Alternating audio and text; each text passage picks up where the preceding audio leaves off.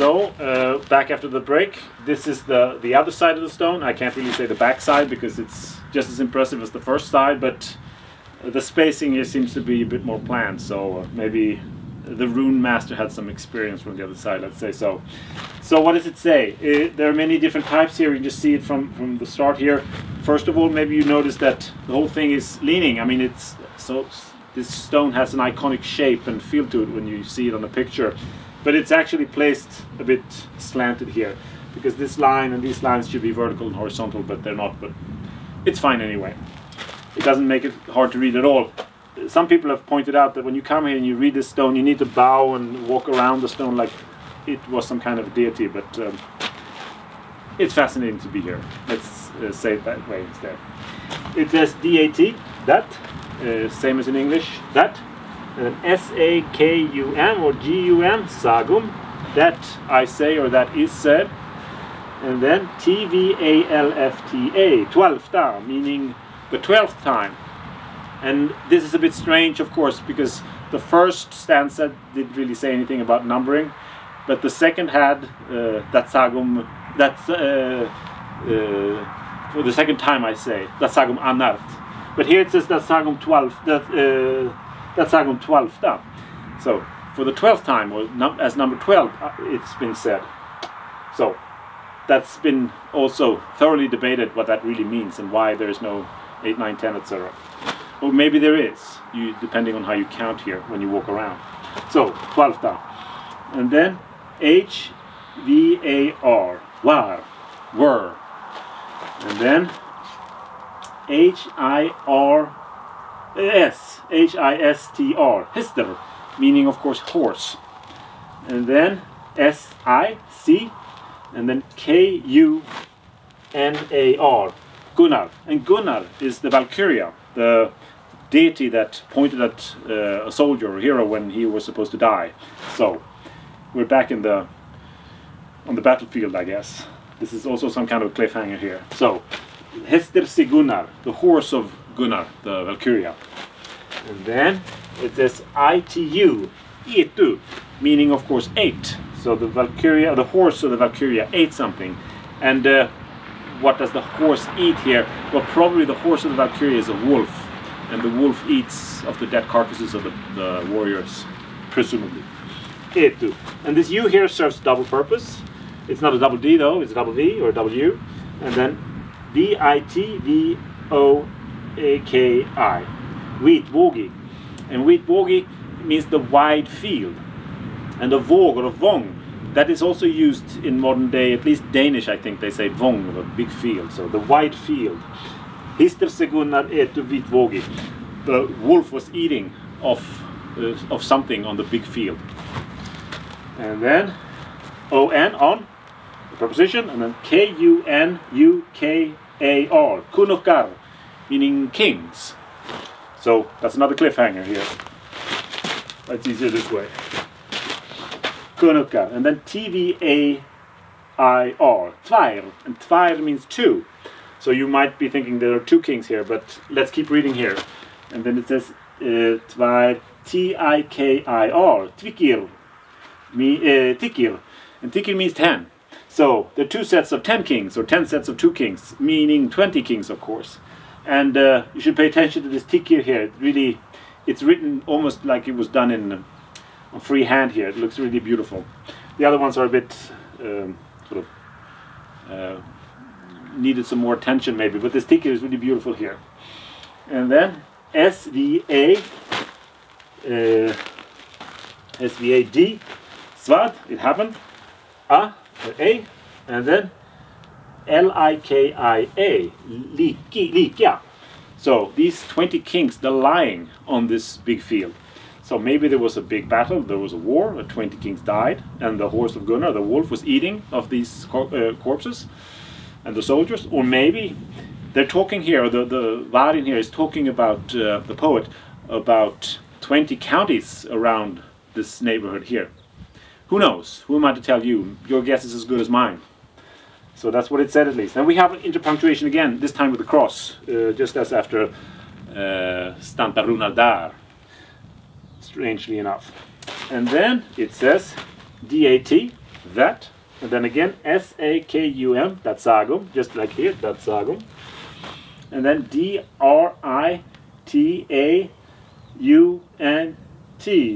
let me see, T-A, Drituanta. And that means, of course, for the as number 13. That's Sagum 12, that's Sagum Drituanta. For the 13th. And what's going to happen now? It says H-U-A-R-I-R, Varjar. There were something. And then the T, like this. And then D-A-I-R, Tvair. Just as before, not so beautifully written though, but Tvair meaning two. And then T-I-K-I-R, Tikir. So Tvair Tikir. And yet again, for the 13th time, there are 20 of something. And then it says K-U-N-U-K-A-R, Kunukar. So yet again, there are 20 kings. And then S-A-T-I-N, Satin, they were sitting. And the T, meaning at, as English, at. And then S-I-U-L-U-N-T-I, Sialunti. Sialunti, it must have been some kind of important place. There was 20 kings there, were sitting there, hanging out there. Maybe it means to Sjælland, the island, the big island in Denmark. It's possible to think that 20 kings were sitting there. Maybe there were 20 other kings in the neighborhood here. Maybe they weren't really kings, but just prominent soldiers or warriors or foremen. So, 20 kings were sitting at Sialunti. And then it says F-I-A K-U-R-U-A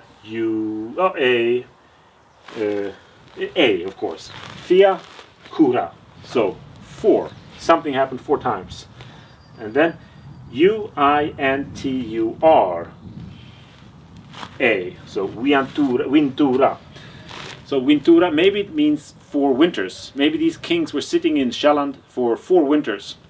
Or maybe the poet here is talking about something that happened in the 4 cardinal directions, the wind eyes. Who am I to tell you? Your guess is as good as mine. But it's fascinating. And it's also been said that the stone is prophesizing about an impending or relationship to a previous climatic doom or something. Maybe these wind directions has some relation to that too. So Fiakura Wintura. And then F-I-A-K-U-R-U-M. Fiakurum. Yet again, 4. And then N-A-B-N-U-M. Nabnum. N-A-U-N-U-M. Nabnum. So with 4 names. So these directions have 4 names. And then B-U-R-N-I-R. Birnir. Meaning giving birth to. Like rearing. And then F-I-A-K-U-R-U-M. Fiakurum. Yet again, 4 of them. And then it says B-R-U-D-R-U-M.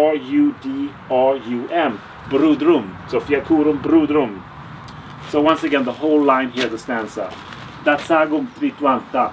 Varir Tvair Tikir Kunukar. Satin at Sialunti. Fiakura Wintura. At Fiakurum Nabnum. Burnir Fiakurum Brudrum. So we have punctuation here. And then the next part here, it says D-A-L-K-R-A-R, Valkar. And the Valka is a man's name, so Valkar, it means, it refers to their names. And then it says F-I-M, Fim, meaning 5. So out of these 20, maybe 5 of them were called Valkar, or Valka. And then it says R-A-D, and the A and the D is written together here, quite fascinating to see. Raid, and then U-L-F, Raidulf. So, Valkarfim Raidulf. Raidulf is also a man's name. And then it says S-U, and the U is put, it's written reversed here because you couldn't really write it on the outside of the line here. So, S-U, and then N-I-R. So it's Sonir. So it's Valkarfim Radulf Sonir. So the sons of Rodulf. And then it says Hraidulfar. Raidulfar. Fim. 5. So there were not only 5 Valkar, there were also 5 Raidulfar. And who are they? It says Rukulf. Ragulf. Sunir. Sonir. So that these Raidulfar 5, they were Rugulf's sons. And the next, probably more names, I guess, right? It says Hoislar. Whistlar, also a man's name. Or in this case, 5 men's names, because it says Fim here too. So Whistlarfim. And then it says Harud. And then here we have an S. So Harods. And then the next word is Sunir. Sonir. And this is the only place on the stone where 2 runes are repeated, these 2 S's. So it says Harods Sonir. And just as when you buy an antique Persian carpet, the carpet seller probably will tell you that since only Allah can make perfect things, the carpet maker cannot make a perfect carpet. So one of the knots on the carpet is made intentionally erroneous. So maybe this is the same thing here. The 2 S's next to each other, and you really see it when you stand here and you look at it. You see it. There's something different with these 2 S's. So it's not over yet. It says Sonir, and then Kunmuntar. Kunmuntar. And Kunmund is of course a name, a man's name, and in this case 5 men's name because it says Fim.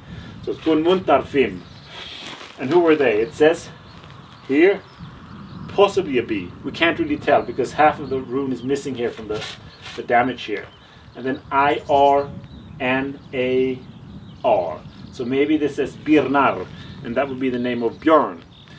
And then again Sunir, Sonir. So Gunmundarfim Birnar Sonir. 5 sons of Björn who were named Gunmuntar. And of course it's really strange that all these names repeat so many times, that 4 families, 4 men had 5 sons each. Each of them had the same name within the family. But this is poetry, so maybe this has some deeper meaning here. So we have interpunctuation again. There is some 2 words here again up above here, but we can't really read it. It doesn't make any sense really. It says Ftirfra.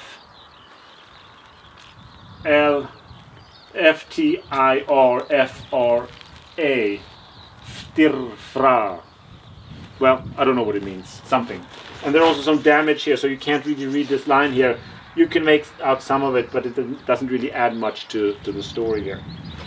So that was one side here of the stone. There's some extra text going all around here. We need to take a little break here because I think the overlords of YouTube don't like the clip to be too long. So let's get back to read the last part here and also what's on this side and on top of the runestone.